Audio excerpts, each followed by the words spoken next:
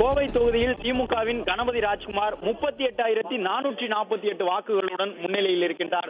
கோவை தொகுதியில் இரண்டாம் சுற்று வாக்கு எண்ணிக்கை நடைபெற்று வரக்கூடிய நிலையில் 25,153 வாக்குகளுடன் பாஜக வேட்பாளர் அண்ணாமலை இரண்டாவது இடத்தில் இருக்கின்றார்.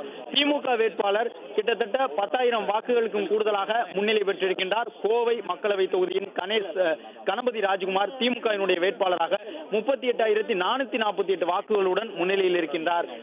பாஜகவினுடைய வேட்பாளர் அண்ணாமலை 20,000க்கும் கூடுதலான வாக்குகளை பெற்றிருக்கின்றார். அதன்படி 25,153 வாக்குகளை அவர் பெற்றிருக்கின்றார். மேலும் திருவள்ளூர் தொகுதியில் காங்கிரஸ் கட்சியினுடைய வேட்பாளர் தொடர்ந்து முன்னிலையில் இருக்கின்றார். கிருஷ்ணகிரி தொகுதியில் காங்கிரஸ் வேட்பாளர் முன்னிலையில் இருக்கின்றார். கரூர் தொகுதியில் காங்கிரஸ் முன்னிலை, கடலூர் தொகுதியில் காங்கிரஸ் முன்னிலை, மயிலாடுதுறை தொகுதியில் காங்கிரஸ் முன்னிலை, சிவகங்கை தொகுதியில் காங்கிரஸ் முன்னிலையில் இருக்கின்றது. திருநெல்வேலி தொகுதியிலும் விளவங்கோடு இடைத்தேர்தலிலும் காங்கிரஸ் கட்சியினுடைய வேட்பாளர் முன்னிலை பெற்றிருக்கின்றார்.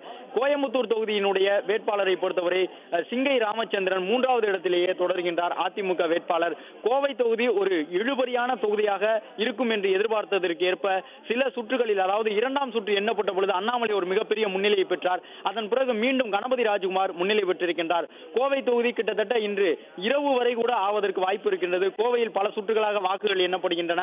எனவே கோவை தொகுதியினுடைய முழுமையான நிலவரம் தெரிவதற்கு இன்று மாலைக்கு மேல் ஆகலாம் என்று சொல்லப்படுகின்றது. அதிக வாக்காளர்களை கொண்ட தொகுதியாக கோவை இருப்பதன் காரணமாக ஒவ்வொரு சுற்றிலும் அந்த முன்னணி நிலவரங்கள் தொடர்ந்து மாறி மாறி வருகின்றன.